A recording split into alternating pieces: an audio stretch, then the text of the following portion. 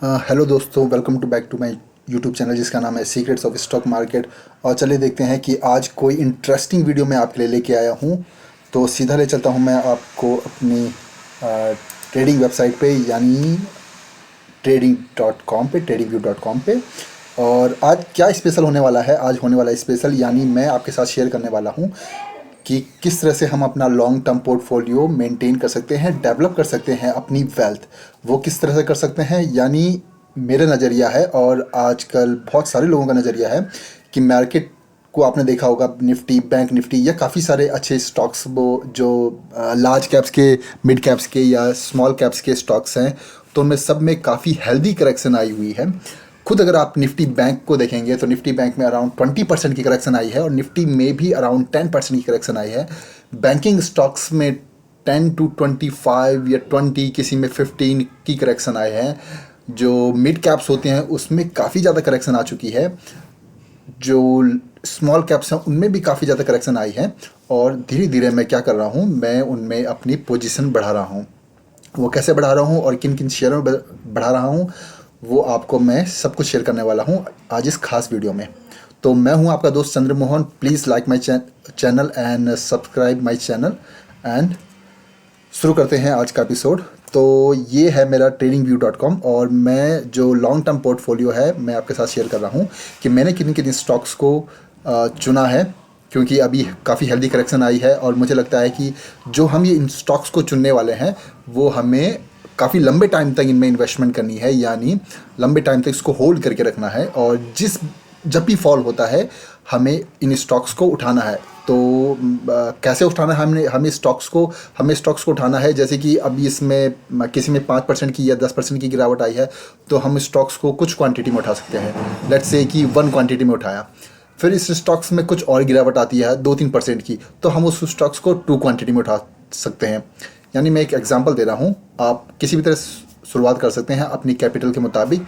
आप स्टार्टिंग में 10 क्वांटिटी उठा सकते हैं, उसके बाद आप 20 क्वांटिटी उठा सकते हैं, फिर थोड़ा सा गिरावट आती है, फिर 30 क्वांटिटी उठा सकते हैं, फिर थोड़ा सा गिरावट आती है तो 40 क्वांटिटी उठा सकते हैं। आप इसे दूसरे तरीके से भी उठा सकते हैं, यानी 1:2, देन 4, देन 8 क्वांटिटी ऐसे उठा सकते हैं, डबल डबल, ताकि जितनी आप जो मेजर क्वांटिटी आप बाई करें वो नीचे के रेट पे करें। क्योंकि दोस्तों हमें पता है कि कोई भी मार्केट का एंड पॉइंट और बिगनिंग पॉइंट नहीं पकड़ सकता, यानी जो लो पॉइंट है वो हम नहीं कैप्चर कर सकते, क्योंकि हमें नहीं पता है, किसी को भी नहीं पता है दुनिया में कि ये शेयर या ये स्टॉक्स या इंडेक्स मार्केट कहाँ तक गिरने वाला है, और ये भी नहीं पता है कि कहाँ तक चढ़ने वाला है। तो हम इसको एवरेज करते हुए चलेंगे, जो भी स्टॉक्स हम पकड़ने वाले हैं वो हम एवरेज करते हुए चलेंगे। यानी आज 2 क्वांटिटी पकड़ी तो कल थोड़ा सा और गिर जाता है तो 4 क्वांटिटी पकड़ेंगे, थोड़ा सा और गिर जाता है तो 8 क्वांटिटी पकड़ी, थोड़ा सा और गिर जाता है तो 16 क्वांटिटी पकड़ी। ऐसे करके हम इसको एवरेज करने वाले हैं। पूरी कैपिटल एक साथ नहीं डालने वाले हैं, क्योंकि हमें नहीं पता स्टॉक्स कहाँ तक नीचे जा सकता है। लेकिन जब हम जितना हमारे पास कैपिटल है, जैसे कि अगर हमारे पास 1 लाख कैपिटल है या 10,000 कैपिटल है, तो हम स्टॉक्स में उसको यूटिलाइज़ करने वाले हैं एवरेज करके। और उससे होगा ये कि मान लो अगर कोई स्टॉक्स मैंने पकड़ा, जैसे कि रिलायंस, वो अभी 2300 पे फ्लक्चुएट कर रहा है, 23-24 ऐसे अभी कर रहा है। तो हम क्या कर सकते हैं कि जैसे थोड़ा सा क्वांटिटी उसकी पकड़ी, फिर वो जब 2200 का हुआ थोड़ा सा और क्वांटिटी पकड़ी, 2100 का हुआ थोड़ा सा और क्वांटिटी पकड़ी।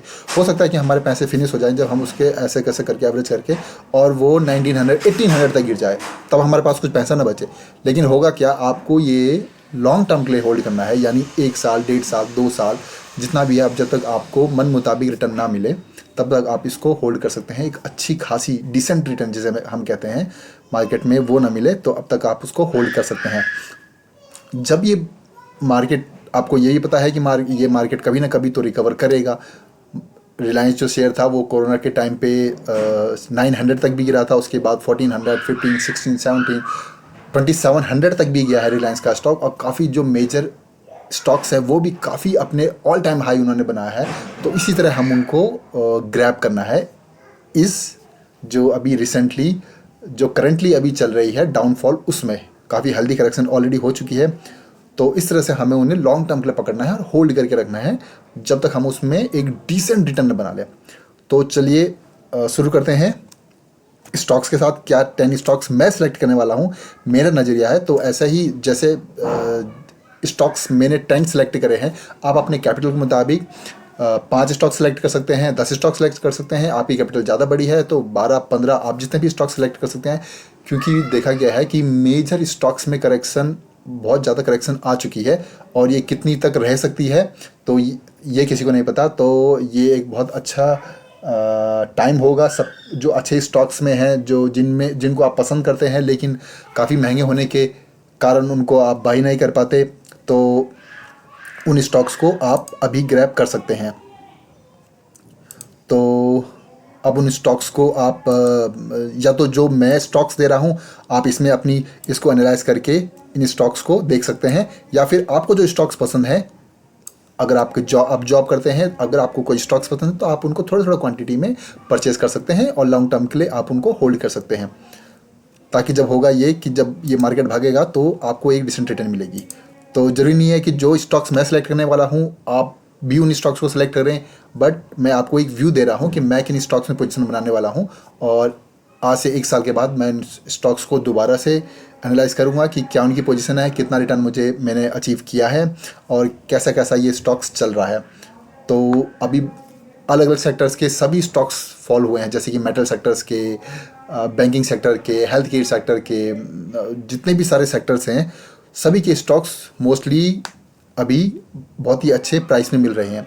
तो आप किसी भी स्टॉक्स में या किसी भी आपको सेक्टर जो अच्छा लगता है आप उसके स्टॉक्स उठा के देख सकते हैं कि कौन किस स्टॉक की कितनी ज़्यादा पिटाई हुई है, आप उस स्टॉक्स को अच्छे उठा सकते हैं अगर उनके फंडामेंटल अच्छे हैं।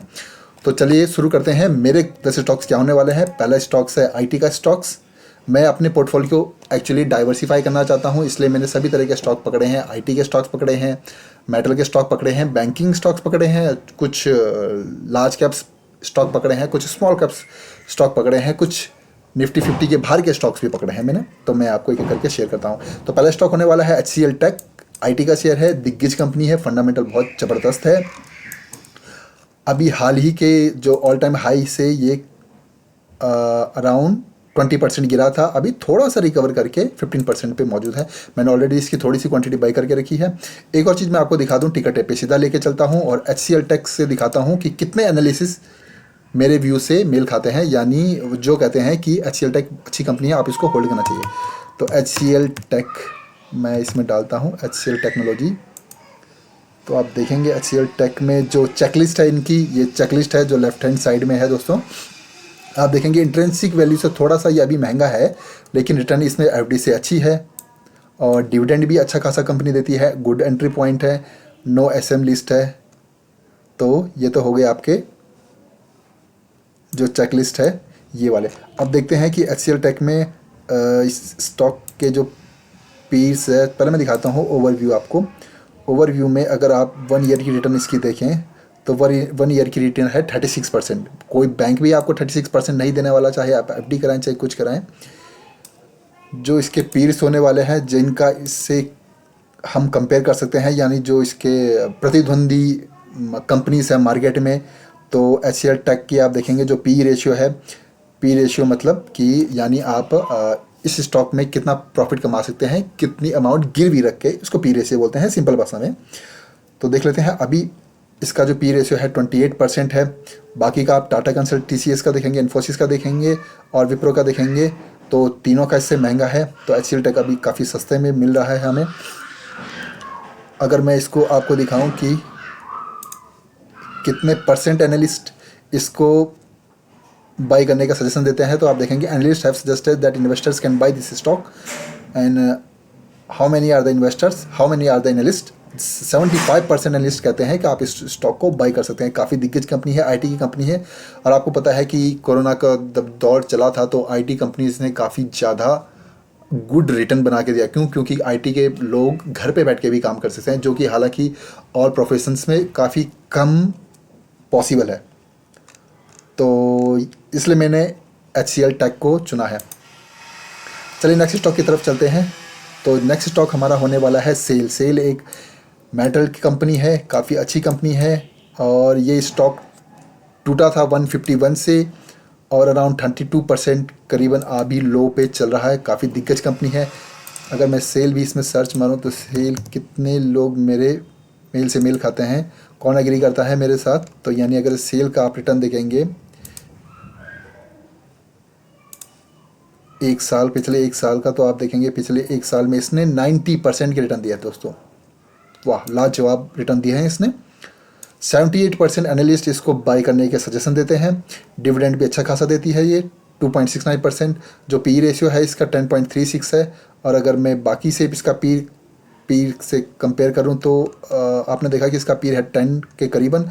बाकी पीर्स है इसके JSW, यानी जो जो इसी बिजनेस में और कंपनियां हैं उनका पीयर्स कितना है, यानी काफ़ी महंगा है औरों का, जैसे यानी 20, 17, 9 जिंदल का थोड़ा सस्ता है और भारत फोर्ज का नेगेटिव में है और KIOCL का 46 है।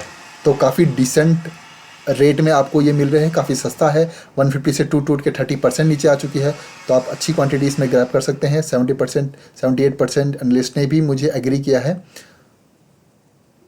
तो ये बहुत अच्छी कंपनी है, आप इसमें अपनी पोजीशन ले सकते हैं अपनी कैपिटल के मुताबिक। नेक्स्ट स्टॉक है बैंकिंग स्टॉक्स, क्योंकि मैं अपने आप को डाइवर्सिफाई पोर्टफोलियो बनाना चाहता हूँ अपने पोर्टफोलियो को, इसलिए मैंने सभी तरह के स्टॉक्स चुने हैं। तो ये है बैंकिंग स्टॉक्स। बैंकिंग स्टॉक्स में अगर आप देखेंगे तो एक्सिस बैंक की पिटाई हुई है अराउंड 25% इसकी पिटाई हुई है, 25%, और अभी अराउंड 22% पे ये ट्रेड कर रहा है। तो स्टॉक का हाई था 865 और अभी मिल रहा है आपको 673 पे। काफ़ी अच्छा इसमें डाउनफॉल आया है, काफ़ी अच्छा हेल्दी करेक्शन इसको बोलेंगे। एक्सिस बैंक में इसमें चेक कर लेता हूँ कि कितने लोग मुझसे, यानी कितने एनालिस्ट मुझसे एग्री करते हैं कि एक्सिस बैंक को बाई करना चाहिए।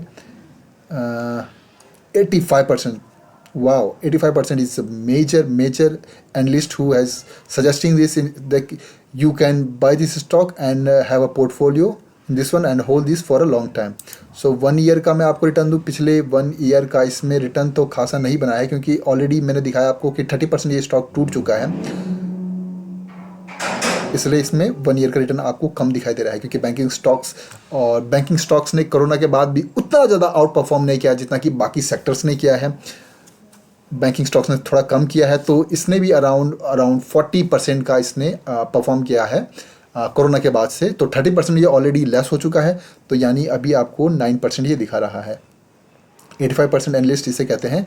मेजॉरिटी ऑफ द एनालिस्ट आपको सजेस्ट करते हैं कि एक्सिस बैंक में आप पोजीशन बना सकते हैं। चलो नेक्स्ट स्टॉक जम्मू कश्मीर, ये बैंकिंग स्टॉक से अगेन अच्छा बैंक है। ऑलरेडी ये 25% टूट चुका है, 48 के लेवल से टूटता अभी 36, 37 पे ट्रैवल कर रहा है। तो जम्मू कश्मीर में अगर आपको मैं दिखाऊं एनालिस्ट में कितने, जम्मू एंड कश्मीर बैंक है, काफ़ी अच्छा बैंक है और मेरा मानना है कि ये 3 फिगर्स में अगले साल तक आ सकता है, 2022 तक। तो काफ़ी अच्छा रिटर्न हमें देखने को मिलेगा। तो जम्मू कश्मीर आप दिखाएंगे कि स्टॉक्स में एफडी से थोड़ा कम रिटर्न दे रहा है। इंट्रिंसिक वैल्यू बहुत अच्छी है इसकी, इंट्रिंसिक वैल्यू से कम में ट्रेड कर रहा है करंट प्राइस जो है, और डिविडेंड ये कंपनी नहीं देती है अच्छा, और is good time to consider as stock not in overbought zone में बिल्कुल नहीं है। तो अगर आपको 1 साल की मैं रिटर्न दिखाऊंगा, 1 ईयर की, इस स्टॉक की धमाकेदार 56 रिटर्न इसने बना के दी है पिछले 1 साल में, और 56 से भी ज़्यादा रिटर्न इसने दी है, क्योंकि ऑलरेडी 25% टूट चुका है, तो अराउंड 70% की इसने रिटर्न कहीं दी है। तो अगर आपको मैं पी से इसमें जो एनालिस्ट की कोई राय नहीं है, तो ऐसा नहीं होता है कि दोस्तों की जिसमें एनालिस्ट की कोई राय ना हो वो स्टॉक अच्छा ना हो। इसमें बड़े सारे हज़ारों स्टॉक्स ऐसे हैं जिसको एनालिस्ट ने जो सजेस्ट नहीं करते हैं, लेकिन वो स्टॉक्स या तो फिर मल्टी बैगर स्टॉक्स बन जाते हैं या काफ़ी धमाकेदार परफॉर्म करते हैं। तो अगर आप जम्मू कश्मीर भी देखेंगे, ऑलरेडी इसने 75% पिछले साल से अभी तक इसने कमाया है, फिर भी एनालिस्ट ने इसमें कोई अच्छी राय नहीं दी। जबकि एक्सिस बैंक में और जो मैंने अभी HCL टेक में, उन्होंने 30 to 35% पिछले साल से उन्होंने रिटर्न बनाया है, लेकिन फिर भी एनालिस्ट कहते हैं कि उनमें 85% to 75% आप होल्डिंग रख सकते हैं। यानी हो सकता है कि एनालिस्ट ने इसको सजेस्ट नहीं किया हो आपको बाई करने के लिए, लेकिन फिर भी ये स्टॉक आपको धमाकेदार रिटर्न दे सकता है। तो चलते हैं नेक्स्ट स्टॉक की तरफ, जो कि होने वाला है ट्राइडेंट मुझे पर्सनली बहुत अच्छा लगता है ट्राइडेंट स्टॉक्स, और टेक्निकली बहुत स्ट्रांग है। टेक्सटाइल ग्रुप की कंपनी है, स्मॉल कैप्स में आता है, बहुत ज़बरदस्त स्टॉक है और पिछले अगर आप एक साल में देखेंगे इसको तो इसने धमाकेदार कितनी रिटर्न बनाई है मैं आपको दिखाता हूँ। सीधा सीधा ट्राइडेंट के टिकट टेप की एक वेबसाइट खुली है। तो 1 ईयर का अगर आप रिटर्न देखेंगे तो 385, चौंकाने वाला रिटर्न है 385। और एनालिस्ट ने आपको बोला है कि आपको 100% एनालिस्ट ने आपको सजेस्ट किया आप ट्राइडेंट में पोजीशन बना सकते हैं। धमाकेदार स्टॉक होने वाला है। खुद पर्सनली मैं इसमें ऑलरेडी काफ़ी अच्छी पोजीशन बना चुका हूं और फॉल करने पे मैं और अच्छी पोजीशन इसमें बना सकता हूं। इंट्रिंसिक वैल्यू के लिए कोई सफिशिएंट डाटा नहीं है इनके पास। और स्टॉक जो है एफडी से बहुत ज़बरदस्त रिटर्न बना रहा है। एफडी फेल है इसके सामने। डिविडेंड रिटर्न काफ़ी अच्छा दे रहा है, डिविडेंड भी देता है अच्छा अपने शेयर होल्डर्स को। बहुत ही अच्छा पॉइंट है अभी। Good time to consider as stock not in overbought zone. Overbought बिल्कुल नहीं हुआ है। एक थोड़ा सा नेगेटिव पॉइंट है कि एएसएम लिस्ट में है, लेकिन एएसएम लिस्ट में होना कोई घबराने वाली बात नहीं है। काफ़ी सारे स्टॉक्स जो आउट परफॉर्म करते हैं एएसएम लिस्ट का पार्ट होते हैं दोस्तों। तो एएसएम लिस्ट में होना, इनके चेक लिस्ट में होना कोई बड़ी बात नहीं है। चलो तो नेक्स्ट स्टॉक की तरफ बढ़ते हैं जो कि होने वाला है ऑटो सेक्टर का। ऑटो सेक्टर आपने देखा था कि जब कोरोना हम रिकवर कर रहे थे कोरोना से, तो काफ़ी ज़्यादा ऑटो सेक्टर ने आउट परफॉर्म किया था। तो उसी में काफ़ी ज़्यादा आउट परफॉर्म करने वाला share, one of the out performing share in auto sector was TVS. तो टीवीएस का देख लेते हैं हम, टीवीएस का क्या कहते हैं हमको एनालिस्ट। तो TVS motor company, TVS motor है। टीवीएस मोटर आप देखेंगे कि 1 ईयर का रिटर्न है इसका 35% प्लस आप जोड़ लीजिए जो इसका अभी तक का हाई है वहाँ से गिर चुका है, प्लस अराउंड 16%। तो 35 प्लस 16 यानी अराउंड 50% का इसने 1 ईयर में काफ़ी ज़बरदस्त रिटर्न दिया है। 1 ईयर का रिटर्न बहुत ज़बरदस्त है इसका। आप ग्राफ के थ्रू भी देख सकते हैं किस तरह से ये भागा 1 ईयर में, और अभी थोड़ा सा रिसेशन दे रहा है। तो इसके चेकलिस्ट देख लेते हैं। चेकलिस्ट में इंट्रिंसिक वैल्यू से थोड़ा सा ज़्यादा है, अभी करंट वैल्यू है इसकी। इसलिए दोस्तों मैं आपको कह रहा हूँ कि इसको किसी भी शेयर को आपको उठाना है तो एवरेज करके उठाना होगा, ताकि ये जब निचले स्तरों पे हो तो आप इसको बड़ी क्वांटिटी में उठा सकें। और जब ये बढ़ना शुरू हो तो आपके पोर्टफोलियो में प्रॉफिट आना 1-2 दिन में ही स्टार्ट हो जाए या 2-4 दिन में ही स्टार्ट हो जाए, और आप बड़ा प्रॉफिट कमा पाएँ। जब आप 1 साल 1.5 साल के बाद उसको देखें तो आपको लगे हाँ, जो मैंने काम किया था 1-1.5 साल पहले वो बहुत अच्छा काम किया था, बहुत अच्छी इन्वेस्टमेंट करी थी, और हो सकता है कि ये आपकी लाइफ चेंज कर दे। ये इन्वेस्टमेंट का पहला लेसन आपकी लाइफ चेंज कर दे। तो और चेकलिस्ट देख लेते हैं इसकी। डिविडेंड ये शेयर अच्छा नहीं देता है। गुड टाइम टू कंसिडर ने लिखा है, और ये रेड फ्लैग भी नहीं है इसमें, यानी ओवरबॉट जोन में भी नहीं है ये टीवीएस मोटर। तो आप पी रेशियो देख लेते हैं इसका। 1 ईयर की रिटर्न तो ऑलरेडी आपने देख ली 50% के करीबन है। पी रेशियो है इसका 53, और बाकी के पी रेशियो अगर आप देखेंगे, पी रेशियो थोड़ा सा इसका ज़्यादा है दोस्तों कंपैरेटिवली टू बजाज ऑटो, हीरो मोटोकॉर्प। तो पी रेशियो थोड़ा सा इसका एक नेगेटिव पॉइंट है, लेकिन फिर भी एनालिस्ट 54% एनालिस्ट ने आपको सजेस्ट किया है कि आप इसमें पोजीशन बना सकते हैं। अगर आपको टीवीएस मोटर पसंद नहीं आता है तो हो सकता है कि आप किसी और सेक्टर पे जाएं, और जो मोटर की कंपनी है यानी ऑटो सेक्टर है जो उसका स्टॉक उठा सकते हैं, जैसे कि बजाज ऑटो, हीरो मोटोकॉर्प। इनका पी रेशियो अच्छा है। मेरा पर्सनली व्यू है कि मुझे टीवीएस मोटर उठाना चाहिए, क्योंकि ये आउट परफॉर्म कर सकता है। इसने पिछले कोरोना में भी आउट परफॉर्म किया था, इसलिए मैंने ये उठाया है। नेक्स्ट स्टॉक की तरफ चलते हैं जो कि होने वाला है अडानी पावर। अब अडानी पावर किसका स्टॉक है? अडानी पावर है यूटिलिटीज़ का, यानी पावर से रिलेटेड ये एक तो पावर बनाता है और इलेक्ट्रिक यूटिलिटीज़ बनाता है। तो अडानी पावर को अगर मैं दिखाऊं तो काफ़ी टेक्निकली भी स्ट्रॉन्ग है ये। अभी इसने जब आपने देखा था कि जून 2021 में इसने 160 का हाई बनाया था, वहाँ से काफ़ी ज़्यादा करेक्शन आई, क्योंकि कुछ विसल ब्लोइंग हुई थी कंपनी में, कुछ आरोप लगे थे, क्लेम्स लगे थे कि ये कुछ मैनिपुलेट कर रहे हैं अपने स्टॉक्स को। लेकिन आप देखेंगे कि जो अडानी का पूरा ग्रुप है, यानी Adani green, Adani power, Adani transmission, Adani power को छोड़ के Adani transmission, Adani total gas, सारे के सारे जो जून से गिरना स्टार्ट हुए थे, सारे के सारे जून से ऊपर हैं। सिर्फ अडानी पावर को छोड़ के, और अडानी एक और शेयर है शायद, अडानी अडानी पोर्ट्स को छोड़ के सारे के सारे ऑलरेडी अप है।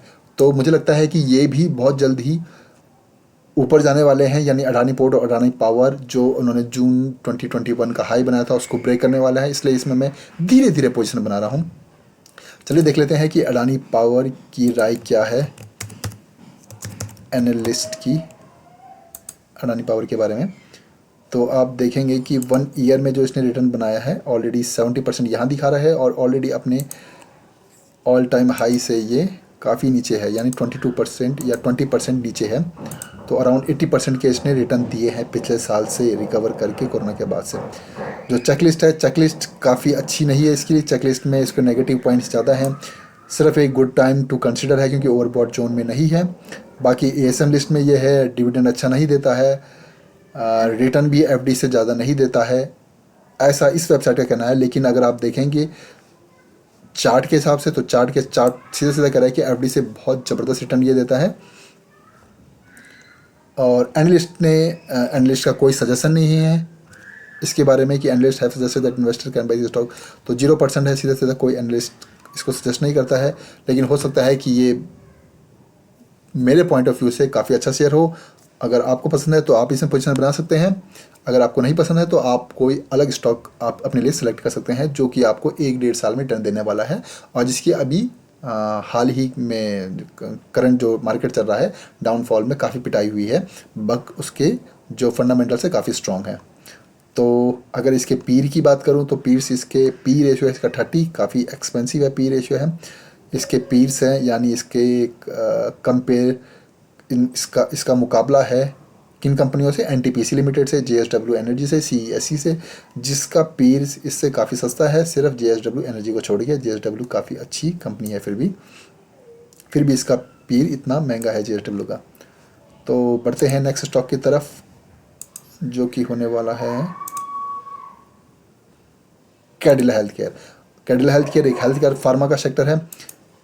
डाइवर्सिफाई करने के लिए मैंने एक फार्मा का सेक्टर चुना है, और कैडिला हेल्थ केयर का फंडामेंटल भी काफ़ी अच्छा है। काफ़ी ज़्यादा पिटाई भी चल रही है इसकी, 32% ऑलरेडी टूट चुका है, काफ़ी अच्छी क्वांटिटी में मैंने उठा रखा है। कैडिला हेल्थ केयर अगर मैं आपको दिखाऊं तो कैडिला हेल्थ केयर पिछले 1 साल में इसकी रिटर्न रही काफ़ी ख़राब इसने परफॉर्म किया है। लेकिन क्योंकि पिछले साल में इसने काफ़ी ख़राब परफॉर्म किया है, तो मुझे लगता है कि आने वाले टाइम में ये काफ़ी अच्छा परफॉर्म कर सकता है। अगर मैं कैडिला हेल्थ केयर का भी दिखाऊं आपको, तो जब कोरोना का टाइम चल रहा था, यानी अप्रैल 2020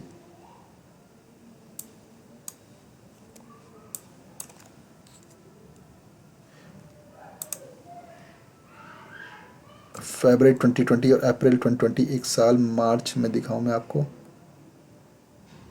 तो अभी दोस्तों चल रहा है नवंबर यानी नवंबर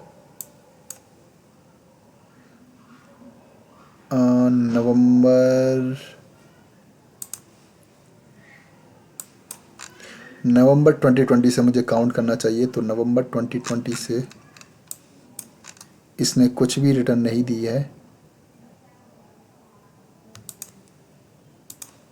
बहुत कम रिटर्न दी है। तो मुझे लगता है कि आने वाले टाइम में ये कुछ अच्छा परफॉर्म कर सकता है कैडिला हेल्थ केयर, इसलिए मैंने इसको अपना शेयर का अपने पोर्टफोलियो का एक 10% का भाग कैडिला हेल्थ केयर में लगा है। तो देखते हैं ये कैसा परफॉर्म करता है। मेरी राय है कि इसको अच्छा परफॉर्म करना चाहिए, फंडामेंटल अच्छे हैं। पता नहीं क्यों इस स्टॉक्स में अभी तक ज़्यादा रिटर्न देखने को नहीं मिले हैं, लेकिन मेरा पर्सनल व्यू है कि कैडिला हेल्थ केयर में मुझे अपने टोटल कैपिटल का एटलीस्ट मैं 5 to 10% लगा सकता हूँ। चलिए बढ़ते हैं नेक्स्ट स्टॉक की तरफ जो कि होने वाला है आपका मनाली पेट्रोकेम। एक पेट्रोकेमिकल की अच्छी कंपनी है, ज़बरदस्त इसका जो रिज़ल्ट आया था Q2 का Q1 का बहुत ज़बरदस्त शानदार रिटर्न आया था। आप चेक कर सकते हैं एनएससी की वेबसाइट से भी, और टेक्निकली भी बहुत स्ट्रॉन्ग है, फंडामेंटली भी बहुत ज़बरदस्त स्टॉक है, मल्टी बैगर हो सकती है। और पिछले 1 साल में भी इसकी जो रिटर्न रही है काफ़ी ज़बरदस्त रही है, जो कोरोना टाइम से उठने के बाद तो बहुत ही ज़बरदस्त रही, लेकिन अगर आप पिछले साल की बात करें, सिर्फ पिछले साल की, तो ऑलरेडी इसने 226 का रिटर्न दिया है। जो इसकी चेकलिस्ट है, यानी टिकट टेप की जो चेकलिस्ट है, टिकट टेप की चेकलिस्ट कहती है सारे के सारे पॉइंट्स ग्रीन में है, except one point which is showing that stock is in ASM list. तो एएसएम लिस्ट होती क्या है? एएसएम लिस्ट होती है कि एडिशनल सर्विलेंस मेजर, यानी कि कुछ अधिक इस पर निगरानी रखी जाएगी इन कंपैरेटिव टू अदर कंपनीज, यानी एनएसई इस पर नज़र बनाए रखती है, यानी कि इस स्टॉक्स में क्या काम चल रहा है, कैसा हो जाए, कोई मैनिपुलेट तो नहीं कर रहा है। इसलिए एएसएम लिस्ट, एएसएम कमेटी बनाते हैं और एएसएम लिस्ट में इस स्टॉक का नाम है। बाकी सारे के सारे ये करंट प्राइस है वो इंट्रिंसिक वैल्यू से लेस में मिल रहा है, और एफडी से बहुत ज़बरदस्त रिटर्न देता है, डिविडेंड भी देता है, गुड टाइम टू कंसीडर भी है, रिटर्न भी बहुत अच्छा दिया है। लेकिन फिर भी आप देखेंगे दोस्तों, forecast data is currently unable for this stock, यानी किसी ने भी इसको फोरकास्ट नहीं किया है।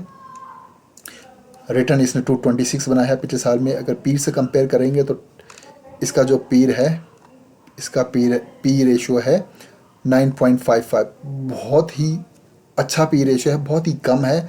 बाकी का आप देखेंगे आरती इंडस्ट्रीज़ का 66%, 132% क्लीन का, बिनाती का 72%, 73 का, सबका बहुत बहुत हाई है।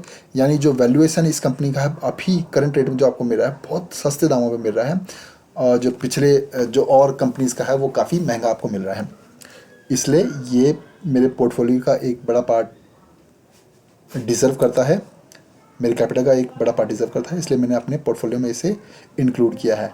तो लास्ट स्टॉक होने वाला है टाटा पावर, बड़ी दिग्गज टाटा ग्रुप का पार्ट है टाटा पावर। तो टाटा पावर का मैं आपको दिखा दूं, टाटा पावर के बारे में एनालिस्ट की क्या राय है। टाटा पावर एक, अगेन ये पावर से रिलेटेड यूटिलिटीज़ बनाती है, इलेक्ट्रिक यूटिलिटीज़ बनाती है, काफ़ी दिग्गज कंपनी है, फंडामेंटली काफ़ी स्ट्रॉन्ग है। वन ईयर का अगर मैं आपको रिटर्न दिखाऊं इसका, तो 214% धमाकेदार रिटर्न इसने प्रोड्यूस करके दिया है अपने शेयर होल्डर को। चेकलिस्ट पे दिखाऊं आपको टिकट टेप की, तो टिकट टेप की चेकलिस्ट में इंट्रिंसिक वैल्यू से थोड़ा सा हाई वैल्यूशन है इसका। रिटर्न एफडी से ये जो वेबसाइट कह रही है कि ये stock has not been able to generate better return on equity than bank FD, मुझे नहीं लगता कि ये सही है। ये मैंने दो जगह नोटिस की, दो स्टॉक्स में, जिसमें कि वो कहती है कि एफडी से बेटर रिटर्न नहीं देती है, जबकि अगर आप देखेंगे इसका graph itself says the real truth कि एक साल में इसने कैसा आउट परफॉर्म किया है। अगर आप देखें तो पिछले एक साल में आप देखेंगे कि इसने धमाकेदार 300 समथिंग का रिटर्न इसने बना के दिया है। वहाँ से हालांकि ये थोड़ा सा टूटा हुआ है, लेकिन मुझे लगता है कि एफडी से ज़बरदस्त रिटर्न बना के देती है। आप इस पॉइंट्स को इग्नोर कर सकते हैं। ये इसका जो नापने का तरीका है, यानी जो मेज़रमेंट है, पता नहीं कहाँ गलती हुई है। Fix deposit rate is a virtually risk free rate where the investor assumes almost no risk on their investment. If stocks return on equity is lower than this rate, investors are better off investing the कहाँ कहीं दिक्कत हुई है FD rate में, जो ये points है, वरना स्टॉक सीधा सीधा कह रहा है कि 214 उन्होंने एक साल में रिटर्न बना के दिया है। तो ये भी रेड फ्लैग नहीं है, मेरे पॉइंट ऑफ व्यू में ये रेड फ्लैग नहीं है। और अब बात कर लेते हैं इसको, एनालिस्ट 43% इसको सजेस्ट करते हैं अभी भी कि आप इसमें अपना पार्ट ले सकते हैं, आप इसको परचेस कर सकते हैं। पी रेशियो की बात करूँ तो पी रेशियो है इसका 63, और थोड़ा सा एक्सपेंसिव पी रेशियो है क्योंकि काफ़ी दिग्गज टाटा रतन की कंपनी है, ये रतन टाटा जी की कंपनी है। तो और अगर इसके जो कंपैरिजन में जो कंपनियां हैं, यानी इसकी प्रतिद्वंदी कंपनियां हैं, power grid corporation, Torrent power, उनका पी रेशियो काफ़ी कम है इसके मुकाबले। लेकिन क्योंकि काफ़ी दिग्गज कंपनी है, काफ़ी बड़ा इनका फंडामेंटल बहुत अच्छा है और टाटा ग्रुप का पार्ट है, इसलिए मैंने इसमें पोजीशन बनाई है। तो ये थे 10 स्टॉक दोस्तों।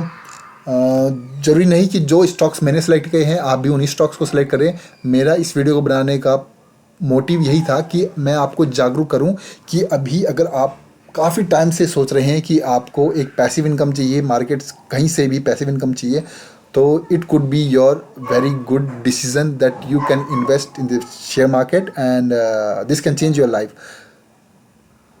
और ये आपका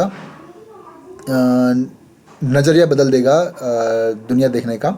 और आप हो सकता है कि मेरे स्टॉक को सिलेक्ट ना करें, पर आप अपना एनालाइज करें, आप अपने जो फाइनेंशियल एडवाइज़र हैं उनसे सलाह ले सकते हैं कि आप किसी स्टॉक में इन्वेस्ट कर सकते हैं। मेरा पॉइंट ऑफ व्यू था कि मुझे इन स्टॉक्स में इन्वेस्ट करना चाहिए, और अगर आपको कोई और कंपनी पसंद है, किसी और का फंडामेंटल्स अच्छा लगता है, तो आप उन कंपनीज़ को सेलेक्ट कर सकते हैं और उनमें पोजीशन बना सकते हैं।